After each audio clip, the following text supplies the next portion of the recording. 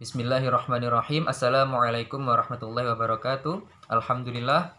Wassalatu wassalamu ala rasulillah wa ala alihi wa sahbihi ajma'in, amma ba'du.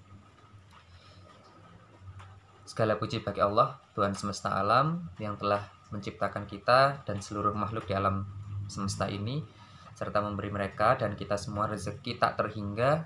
Dan sampai detik ini kita tidak bisa menghitung berapa rezeki yang telah Allah berikan pada kita semua.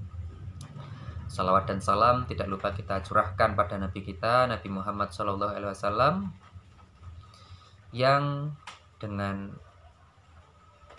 berkah dan inayah dari Allah, maka kita diberi kesempatan untuk menjadi umat beliau, umat akhir zaman, yang di sini tentunya akan banyak fitnah dan banyak permasalahan yang akan kita hadapi. Semoga dengan petunjuk dari Allah, petunjuk dari Nabi Muhammad SAW, kita semua dapat menjalani ini dengan baik, dengan maksimal, dan senantiasa memperoleh pertolongan dari Allah Subhanahu wa Ta'ala, Zat yang Maha Menolong, Maha Melindungi, dan Maha mencukupi segala kebutuhan dan urusan yang kita hadapi. Baik, para masyayikh yang mungkin hadir melihat video ini, para kiai, para ustadz, para gus, para alim ulama, ya, dan santri-santriku serta anak-anakku yang mungkin juga menyimak video ini dimanapun kalian berada, ya, bapak-bapak, ibu-ibu sekalian yang saya hormati, kakak-kakak, adik-adik yang menyaksikan video ini. Semoga kita semua dalam kesehatan dan Allah mudahkan serta lancarkan rezeki kita, serta Allah mudahkan urusan jodoh kita bagi yang belum menikah, belum berkeluarga, dan yang sudah berkeluarga semoga Allah berikan kita keluarga yang harmonis, keluarga yang rukun, damai, serta saling menolong dalam rangka mendekatkan diri atau at-taqarrub ilallah azza wa jalla. Amin ya rabbal alamin. Baik, tema pada kali ini akan kita bahas mengenai istilah-istilah yang sering beredar di masyarakat, ya. Sering beredar di masyarakat dan pemahaman yang mungkin perlu kita diskusikan agar kita tidak salah menempatkan sesuatu pada tempatnya, sehingga masyarakat juga tidak ikut-ikutan salah, karena kita jika sudah dijadikan tokoh misalkan di daerah masing-masing atau di tempat masing-masing, kemudian kita melakukan sebuah kesalahan, biasanya kesalahan itu dianggap benar, dan ini perlu kita pahamkan pada masyarakat bahwa sesuatu yang kurang tepat hendaknya kita arahkan untuk lebih tepat. Kemudian setelah itu kita bertawakal pada Allah. Artinya ketika kita sudah menerangkan, sudah menjelaskan, kok kemudian itu menjadi sesuatu yang terabaikan, ya tidak apa-apa, karena kita hanya bertugas menyampaikan. Wa ma 'alaika illal balagul mubin, dan tidaklah tugasmu selain menyampaikan peringatan secara gamblang, ya. Terutama tugas kita diantaranya adalah amar ma'ruf nahi mungkar, ya, mengajak pada kebaikan dan mencegah pada kemungkaran, ya, seperti itu. Ya memang tidak terlalu parah, ya, tidak terlalu parah kesalahannya, cuma mungkin perlu kita pahamkan agar masyarakat juga lebih luas wawasannya, serta edukasi menjadi lebih maksimal terhadap apa yang ada di masyarakat saat ini. Jadi banyak istilah-istilah, ya, di masyarakat kita. Ada ustadz, ada gus, ya, ada kiai, ada kang, ya, ada cak, seperti itu, ada macam-macam, ya. Mungkin bisa ditambahkan di kolom komentar mungkin istilah-istilah yang belum dibahas, ya. Mungkin kalau perlu kita bahas bisa kita bahas, tapi jika tidak perlu maka ya minimal kita tahu istilah-istilah tadi, ya, cak dan sebagainya, ning, seperti itu, cak, ning, kang, ra, seperti itu perlu kita ketahui.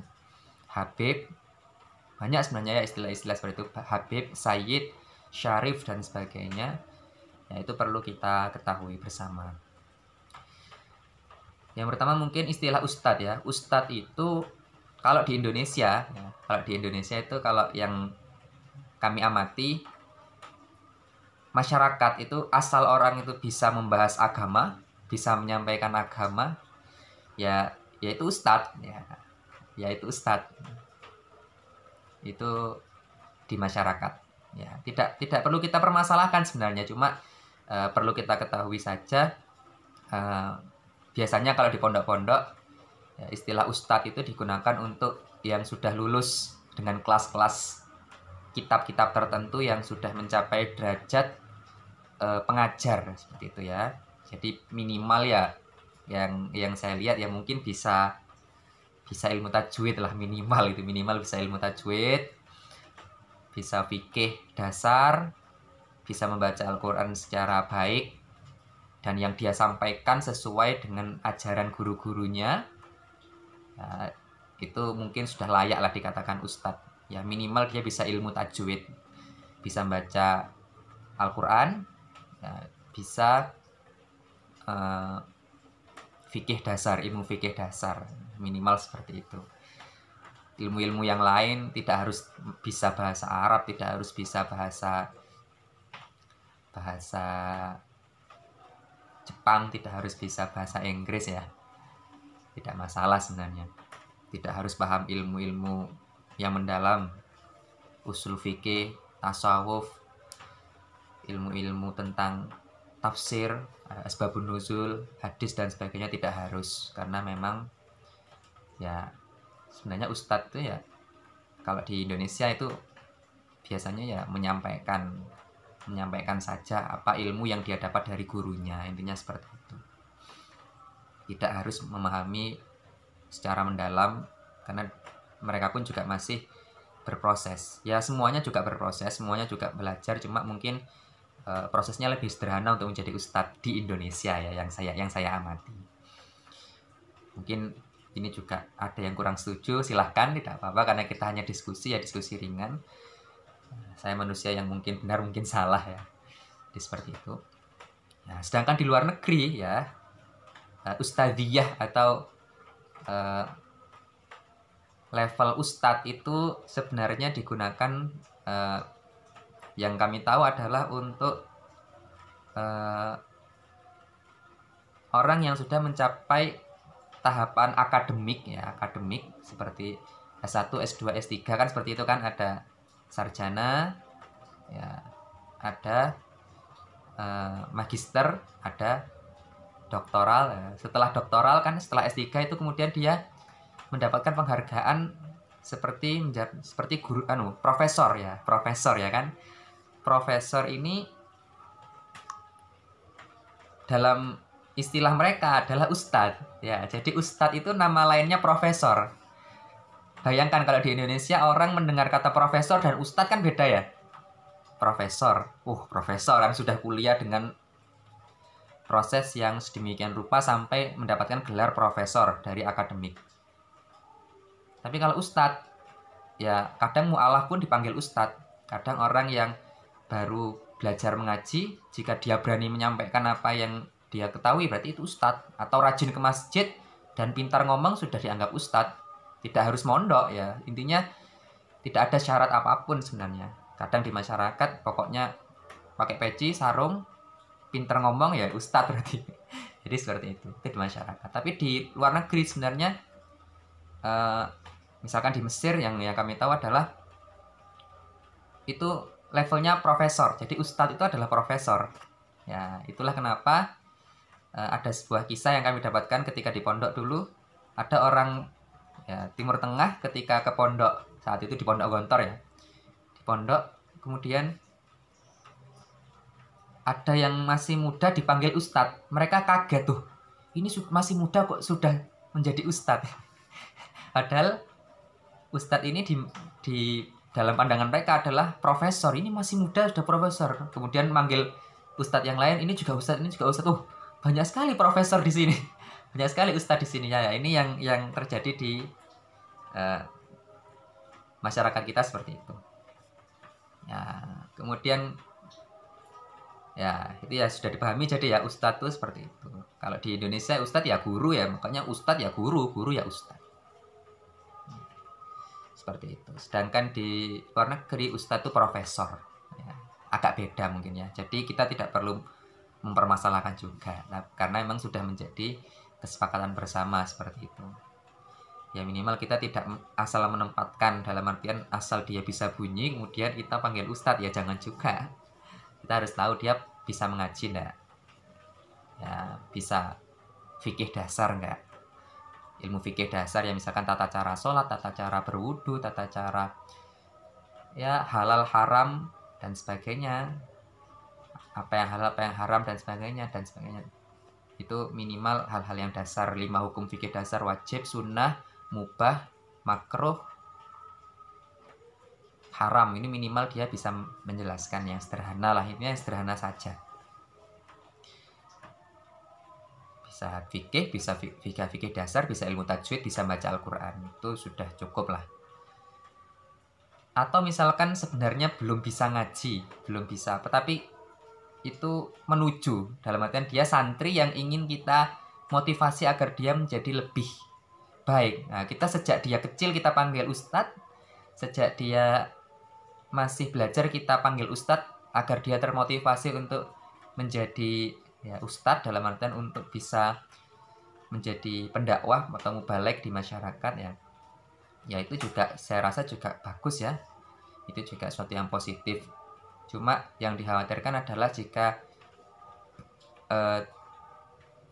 tidak paham agama sama sekali dan bukan santri juga dan terlalu pede, kemudian kita memberi dia label yang tidak sesuai dengan kapasitasnya, maka itu menjerumuskan, karena dikhawatirkan itu juga tidak baik bagi dirinya sendiri, meskipun juga lebih parah lagi tidak baik untuk masyarakat.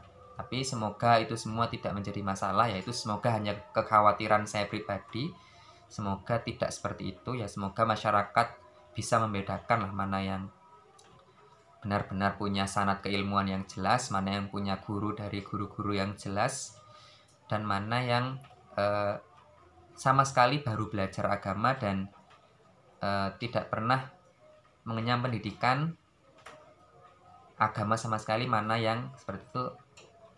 Karena gini, karena orang yang sudah mengenyam pendidikan agama pun bisa salah. Ya, bisa salah. Karena kita manusia biasa. Karena fikih itu juga ada ikhtilaf, ada yang disetujui bersama atau mufakat istilahnya ya. Mutafak itu dalam hadis mutafakun alaih. Kalau misalkan dalam fikih itu ya, ijma istilahnya ya, disepakati bersama. Ada yang ikhtilaf, ada yang ikhtilaf ya, seperti itu. Nah, ikhtilaf ini ada hal yang usuliyah, ada yang furu'iyah, ada yang pokok, ada yang cabang. Nah, kalau dalam masalah cabang itu masih tidak masalah, tapi kalau dalam masalah pokok tidak bisa membedakan, wah bahaya ya. Jadi seperti itu. Ya, tapi semoga itu hanya kekhawatiran saya pribadi. Semoga masyarakat bisa membedakan mana yang memang benar-benar menyampaikan agama ini dengan sesuai dengan yang diajarkan oleh guru-guru kita yang terdahulu ya, para kiai-kiai, para ulama, para wali Allah yang telah menyebarkan Islam di Indonesia, mana yang dia asal bicara, dalam artian biasanya asal bicara itu ciri-cirinya satu, mudah menyalahkan ya, mudah menyalahkan. Menyalahkan kalau memang salah tidak apa-apa, tapi kalau mudah menyalahkan ini bahaya ya. Ini video ini pun juga bukan dalam rangka menyalahkan ya, ini dalam rangka edukasi, dan boleh setuju boleh tidak, saya bisa benar bisa salah. Tapi kalau yang menyalahkan ini biasanya dia merasa benar dan hanya kelompoknya yang benar. Nah, ini ciri-ciri ya, ciri-ciri orang yang bukan ustadz tapi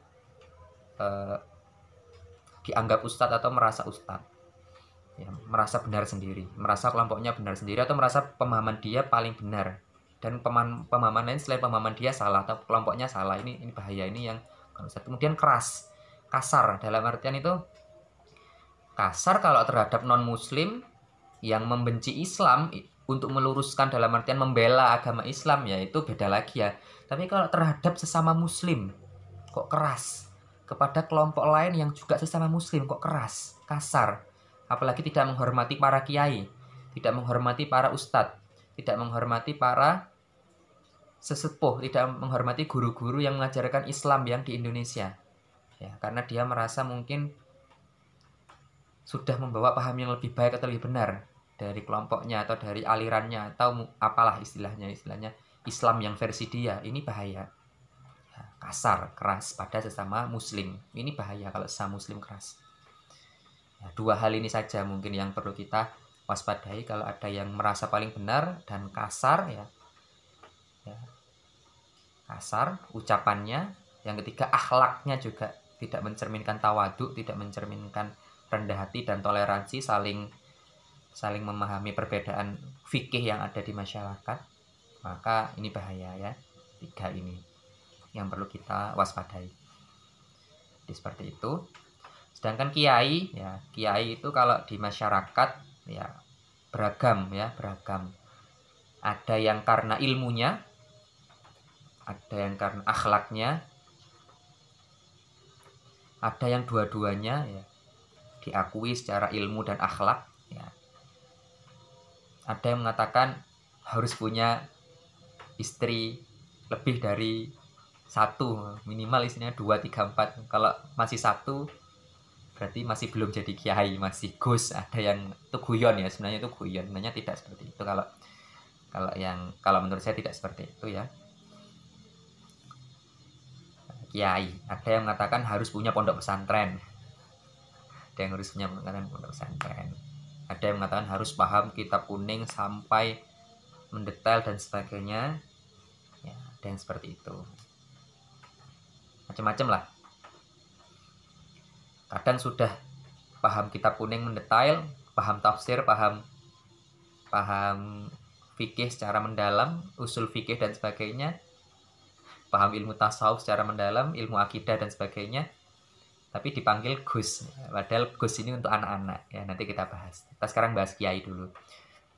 Ya, kiai ini ya sebenarnya intinya itu adalah ya tokoh masyarakat yang ya biasanya punya santri. Tapi tidak harus kiai itu punya santri. Kadang-kadang kiai kampung, ya istilahnya kiai kampung, jangan kita remehkan ya, kiai kampung juga kiai.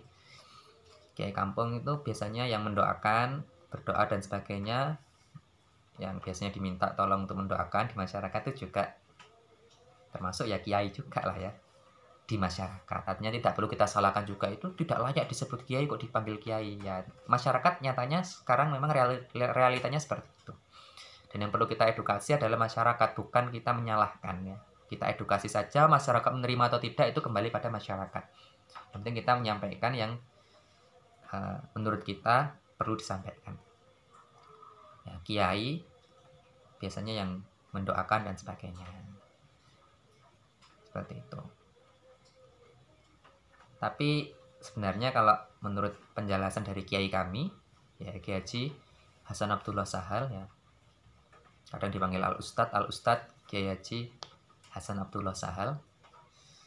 Ya, semoga Allah merahmati beliau, meridhoi beliau, karena beliau adalah salah satu guru dari guru-guru kami yang telah membina kami selama perjalanan hidup kami setelah orang tua kami, karena orang tua kami menitipkan pada beliau ya, salah satu kiai yang terkenal, pengasuh pondok pesantren, pondok modern Darussalam Gontor Ponorogo.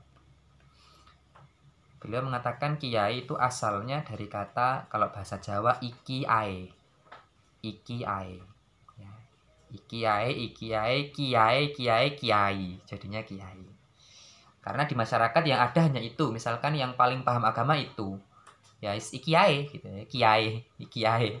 Jadi kiai. Iki wae, ini saja. Iki wae, kiai. Jadinya kiai. Jadi ya jangan kaget ya. Kadang-kadang ada yang mohon maaf sekali. Sebenarnya dia dukun.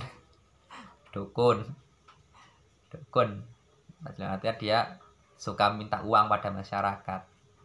Ya naudzubillah min dzalik ya. Semoga Allah mengampuni kita. Ya, dimintai tolong apa, dapat uang. Dimintai tolong apa, dapat uang. Dimintai apa, dapat uang. Ya, jadi dukun.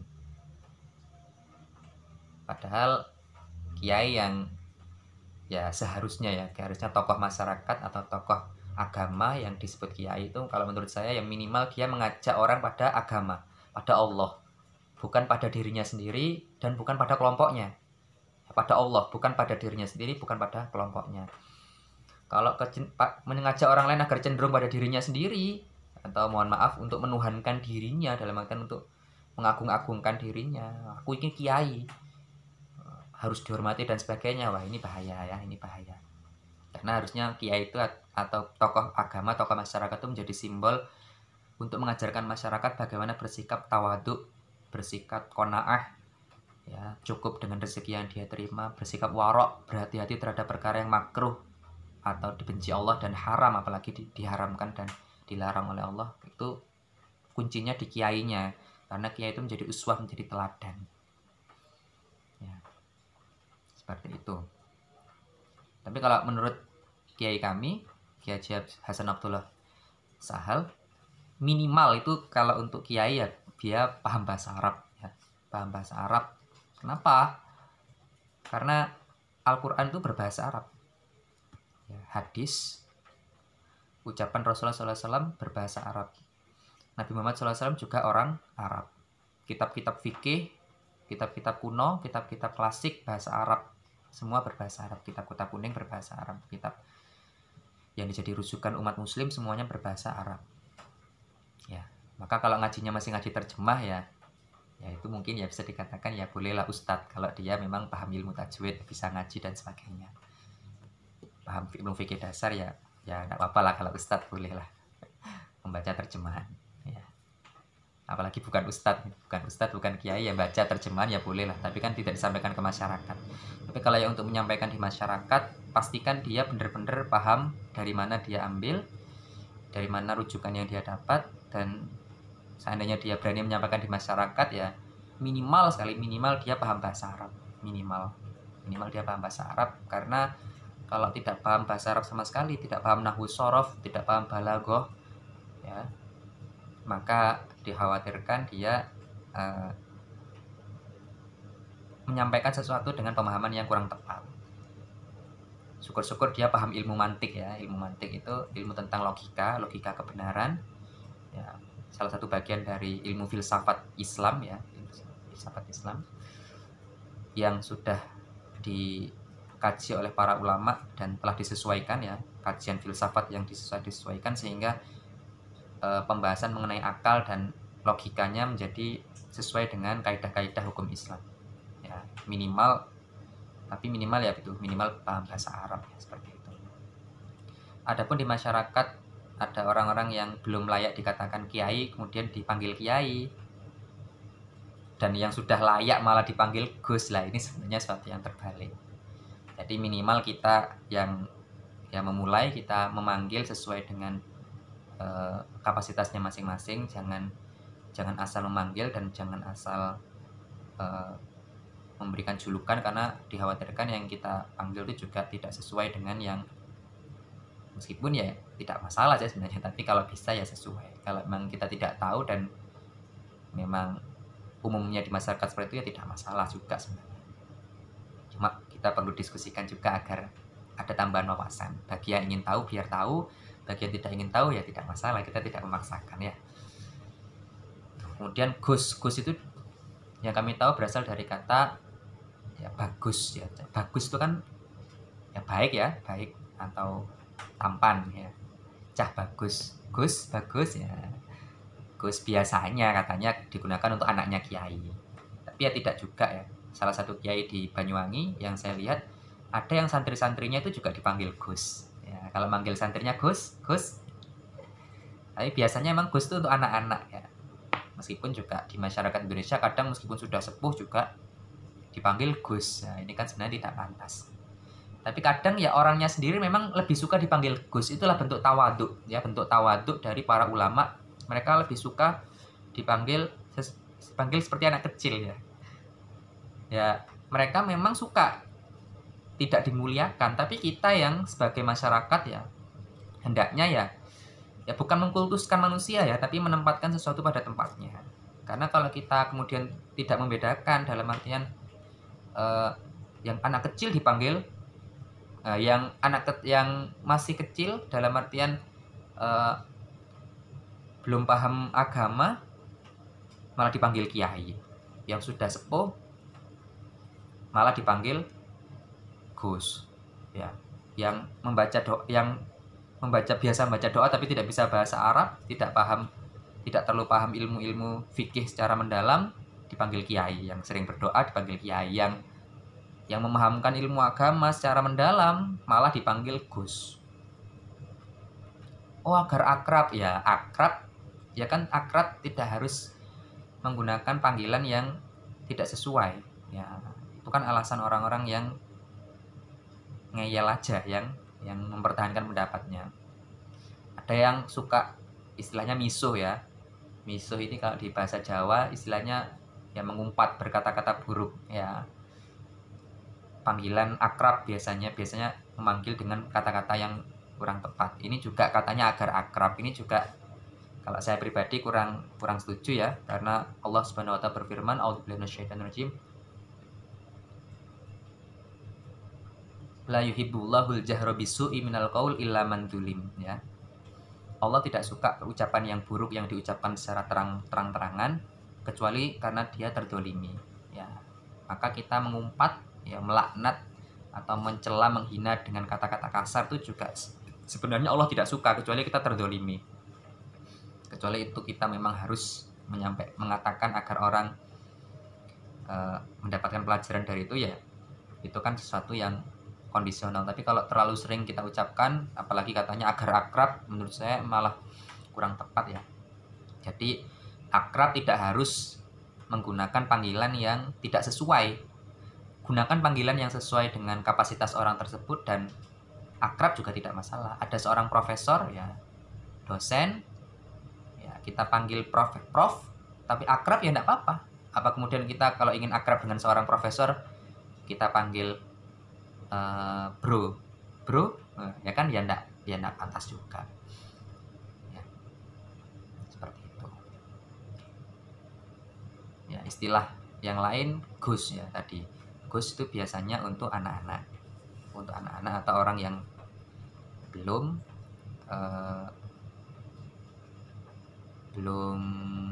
berdakwah di masyarakat. Tapi kadang juga ya karena sudah banyak yang menggunakan istilah Gus juga untuk kiai kadang dianggap sama dengan Gus, ya. Ini perlu kita pahamkan bahwa kiai itu yang sudah dewasa, sedangkan yang Gus ini yang masih anak-anak yang masih belajar, ya.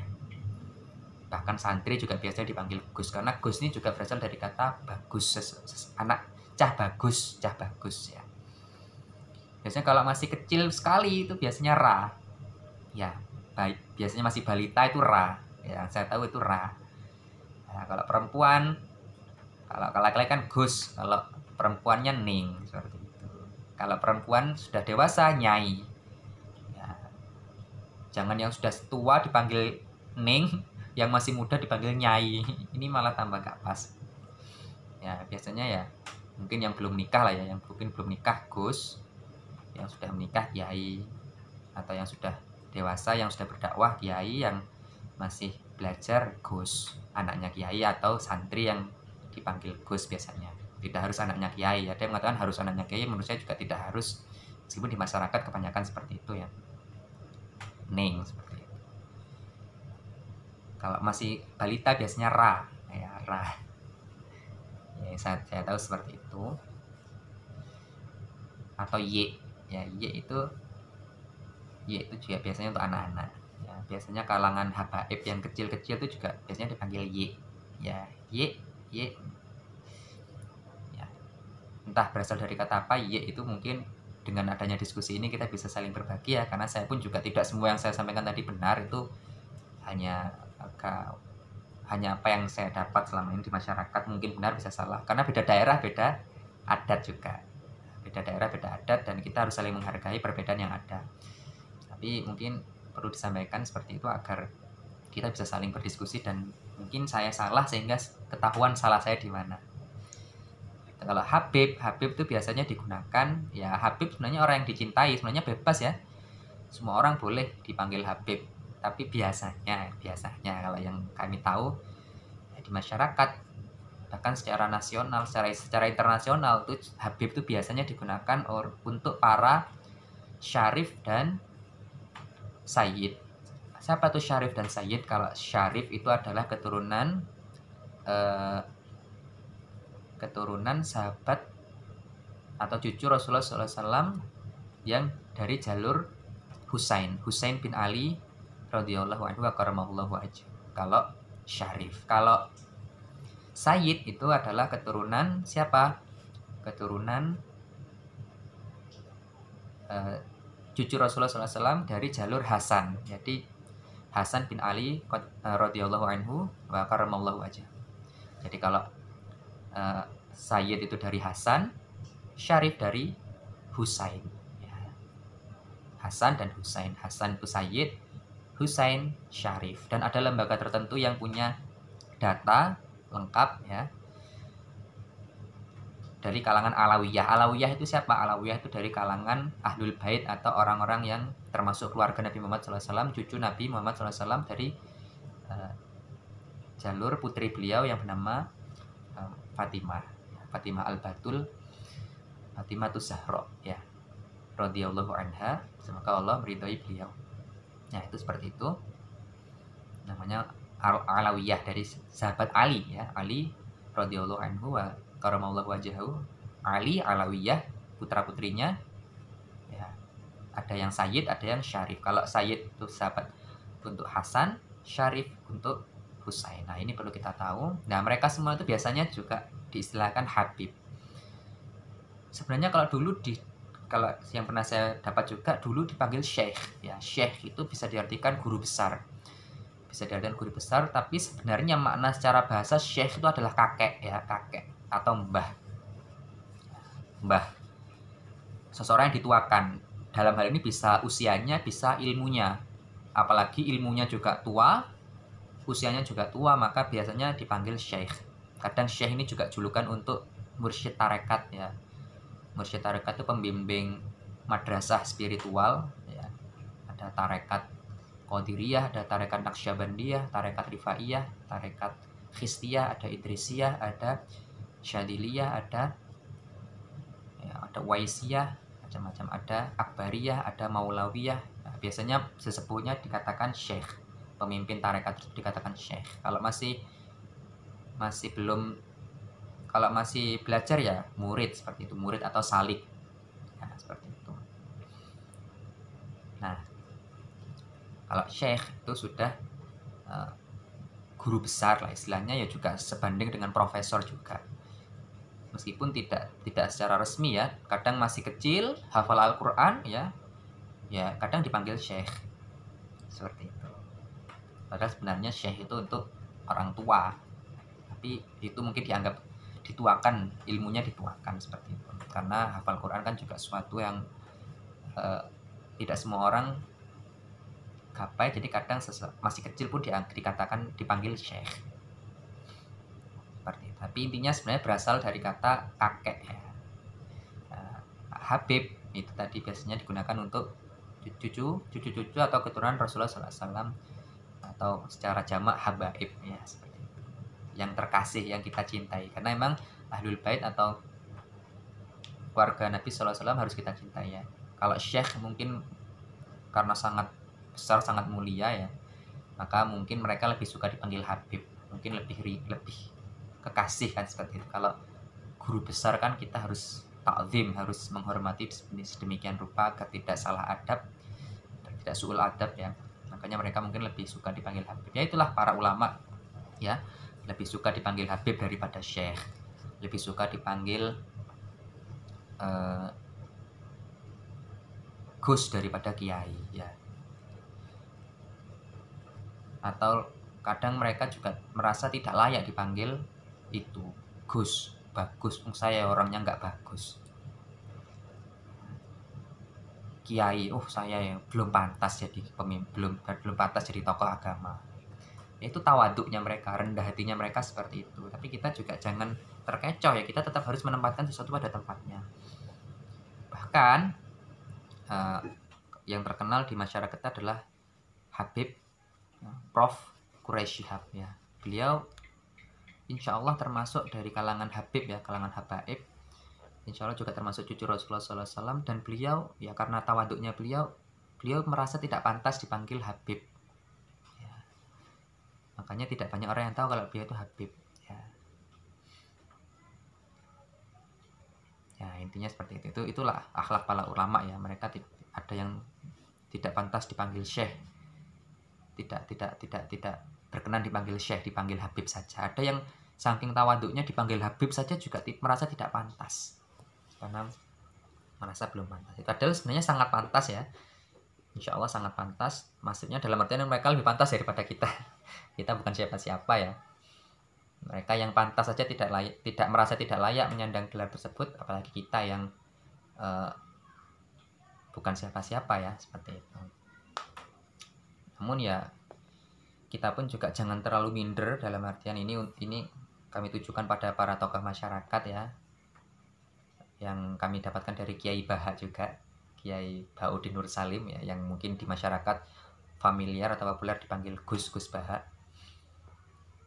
Tapi kalau saya mungkin panggil Kiai ya, Kiai Baudin Nur Salim, karena kita butuh banyak kiai-kiai yang ya, luar biasa seperti beliau. Saya mengakui beliau luar biasa sekali keilmuan dan pemahamannya terhadap ilmu agama, karena itu mungkin berkah beliau mengabdi pada gurunya secara bertahun-tahun ya.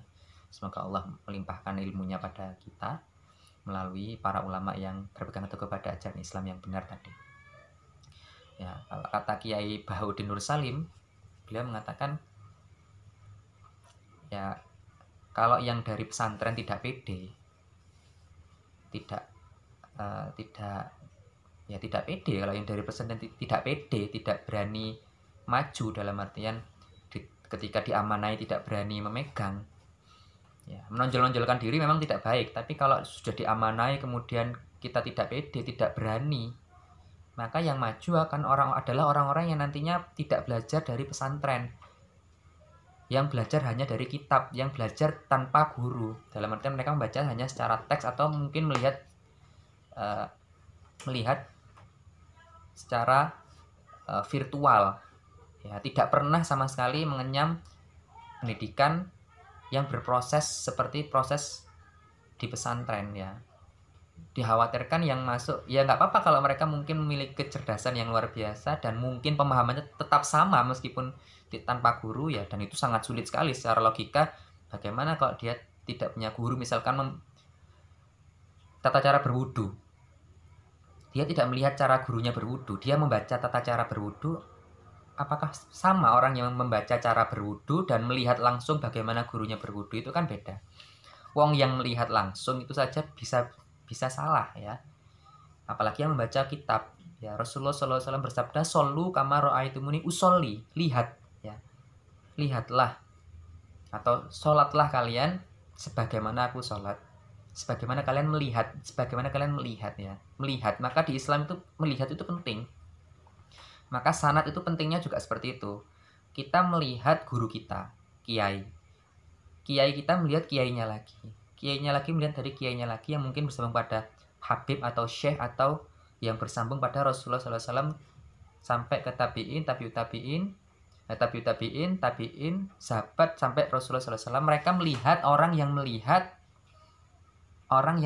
dan orang yang melihat bersambung secara ya riwayat.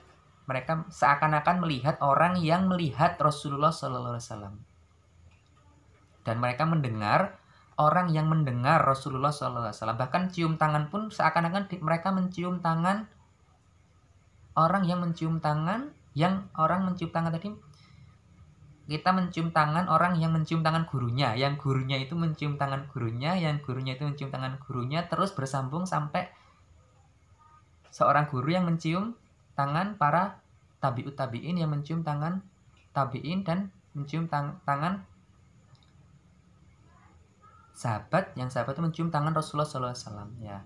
Ada sebuah riwayat dijelaskan ada sahabat yang mengetahui bahwa tangan Rasulullah itu wangi. Bagaimana mereka tahu kalau tangan Rasulullah itu wangi kalau tidak mencium ya? Jadi itu adalah bagian dari adab yang itu juga tidak boleh kita katakan itu adalah kafir atau berlebihan ya. Itu sangat menyakiti hati umat muslim ya.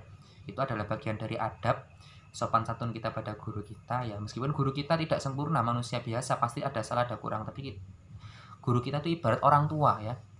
Orang tua kita ya, seakan-akan orang tua kita, apakah kita salah ketika kita menghormati orang tua kita? Menurut saya justru malah salah kalau kita tidak menghormati.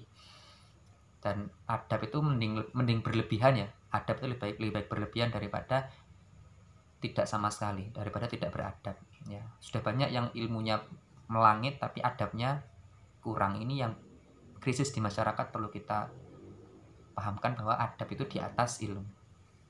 Lebih baik beradab daripada hanya berilmu saja tanpa adab, lebih bahaya ya. Tuh, kemudian ya apalagi cak itu biasanya ya kakak ya, kakak kalau dalam bahasa Arab, biasanya di pesantren cak atau kang.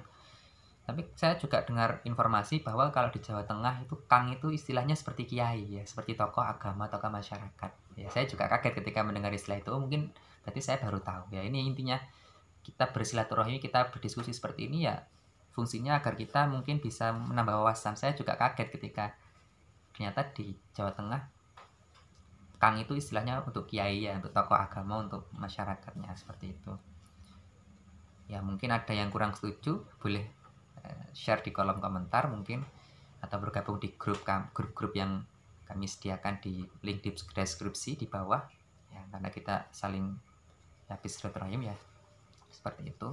Tidak ada guru dan murid ya di sini, kita sama-sama belajar. Saya juga masih belajar, mungkin salah mungkin benar, karena ini pembahasan yang luas sebenarnya. Artinya tiap daerah berbeda dan tiap kelompok punya pemahaman masing-masing, seperti itu.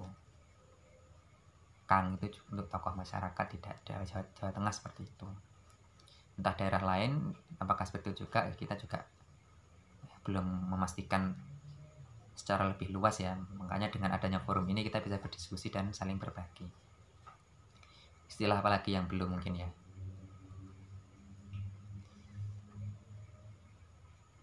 Ya mungkin seperti itu ya, karena judulnya adalah ya, perbedaan Ustadz, Gus, dan Kiai ya.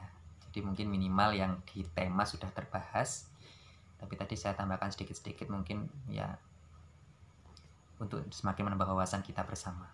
Menambah wawasan kita ya, bukan menambah wawasan para pendengar saja, karena saya harapannya dengan video ini ada yang mengkritik, ada yang mengoreksi, kemudian kita saling berbagi, dan itu sangat indah sekali ya. Karena mungkin saya juga salah, karena mungkin saya juga perlu dipahamkan dan diluaskan lagi wawasannya, seperti itu ya. Mungkin seperti itu ya. Jika ada request untuk diskusi-diskusi selanjutnya agar kita bisa saling berbagi, mungkin bisa ditulis di kolom komentar atau ditanya, bisa ditulis di grup ya. Kita saling berbagi ya. Jika ada di antara pendengar di sini yang mungkin lebih paham, karena banyak yang lebih layak dari saya untuk menyampaikan ini, tapi mungkin ya, perlu kita sampaikan bersama agar kita bisa saling berbagi. Intinya jangan saling menyalahkan, jangan terpecah hanya karena perbedaan pendapat ya. Kita tetap rukun, kita tetap saling berbagi. Bahkan kepada non muslim, orang yang belum mengenal Islam, harus kita pahamkan bahwa Islam itu adalah agama yang penyayang ya, penyayang, damai, dan menjunjung toleransi dengan tetap menjaga adab agama masing-masing. Artinya tidak harus kita ikut ritual mereka ya. Menjaga adab itu dalam artian ya kita mempersilahkan mereka menjalankan agama mereka, atau mempersilahkan mereka menjalankan ritual ibadah mereka, tapi kita tidak harus ikut-ikutan, seperti itu ya. Intinya seperti itu. Mari kita tutup kajian kita pada kesempatan kali ini dengan baca doa kafaratul majlis. Subhanakallahumma wa bihamdika asyhadu an la ilaha illa anta astaghfiruka wa atubu ilaik. Mungkin sebagai penutup dari atau closing statement dari yang telah saya sampaikan tadi, intinya kiai, ustadz, gus, dan kiai dan istilah-istilah tadi itu berbeda ya. Ada perbedaan, ada persamaan, tapi itu tidak menjamin apa-apa ya. Itu tidak menjamin apa-apa. Itu adalah gelar duniawi ya. Artinya itu adalah julukan masyarakat yang mungkin di satu sisi adalah amanah dari Allah, tapi itu tidak mempengaruhi apa-apa, dalam artian kita tetap tidak aman di hadapan Allah, dalam artian tidak berarti yang punya gelar-gelar tadi itu masuk surga duluan, tidak belum tentu ya, belum tentu. Maka dari itu kita tetap berprasangka baik ya, tetap berhati-hati juga. Cuma kalau kata ini yang unik juga, saya teringat ceramah dari Kiai Bahauddin Nur Salim ya. Pasti masuk surga. Pasti masuk surga. Orang-orang biasa yang membaca kalimat tauhid la ilaha illallah saja pasti masuk surga. Masa para kiai, para ustadz masih minder ya. Ya mungkin itu untuk menyemangati orang-orang yang mungkin terlalu takut ya. Makanya harus memang seimbang antara kita takut tidak masuk surga dan optimis ya. Mungkin beliau mengedepankan optimis mungkin karena di kalangan beliau banyak melihat banyak yang pesimis. Banyak yang pesimis. Tapi makanya kita imbangi bahwa kita juga jangan merasa aman juga ya. Karena kita tidak tahu apa yang terjadi nanti dan seseorang akhir hidupnya seperti apa, maka hendaknya kita juga tidak merasa aman ya, tidak merasa aman, karena takut pada Allah, khauf itu juga sesuatu yang lebih aman dan lebih mendekatkan kita pada adab dan etika di hadapan Allah Subhanahu wa taala. Sebagaimana firman-Nya, a'udzubillahi minasyaitonir rajim, wa amma man khafa maqama rabbih wa nahana nafsa 'anil hawa fa innal jannata hiyal ma'wa.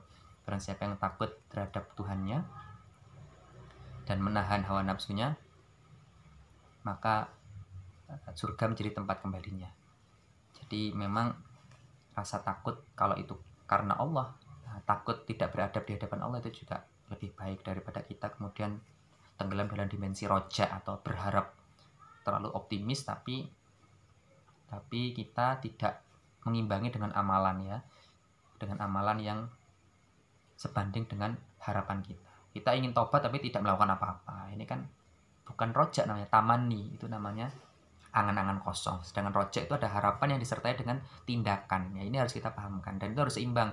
Jangan terlalu optimis sehingga kita terlalu pede, jangan terlalu khauf atau terlalu pesimis sehingga kita sangat takut dan bahkan kita jadi putus asa dan merasa malah tidak mungkin masuk surga. Ini malah lebih bahaya lagi.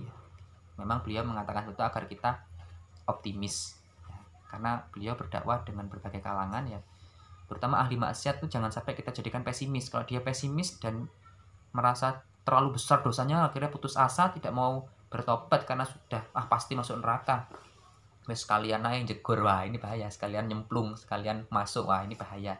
Harus kita pahamkan bahwa ampunan Allah itu maha luas, tapi ketika kita justru Allah berikan kemudahan dan kenyamanan ya, justru kita harus semakin takut pada Allah. Karena kebanyakan orang yang dilapangkan keadaannya itu biasanya adabnya biasanya berkurang di hadapan Allah Subhanahu wa taala. Maka semoga Allah menjaga kita agar senantiasa beradab di hadapan Allah, menyayangi orang-orang di sekitar kita, dan semoga Allah memberi kita petunjuk.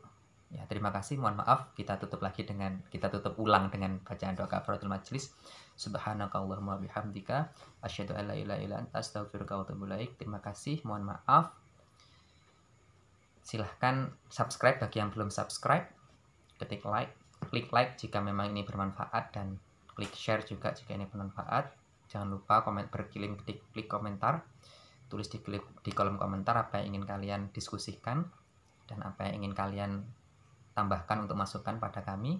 Masuk ke grup juga agar meramaikan ya ukhuwah Islamiyah kita ya, agar kita saling berbagi seperti itu dan kita menjadi muslim yang kuat ya, bersatu dan mencerahkan alam semesta ini dengan nilai-nilai Islam yang positif ya, santun, damai, dan penuh kasih sayang. Terima kasih. Mohon maaf ya, jika ada yang salah itu dari saya pribadi, mungkin karena ketika menyimak guru atau kiai kurang memperhatikan. Jika ada yang benar atau baik itu adalah dari Allah, yang Allah sampaikan melalui guru-guru kami yang kami ambil manfaatnya. Dosen-dosen kami, guru-guru kami, kiai-kiai kami yang kami ambil manfaatnya. Terima kasih. Billahi fi sabil haq fastabiqul khairat. Wassalamualaikum warahmatullahi wabarakatuh.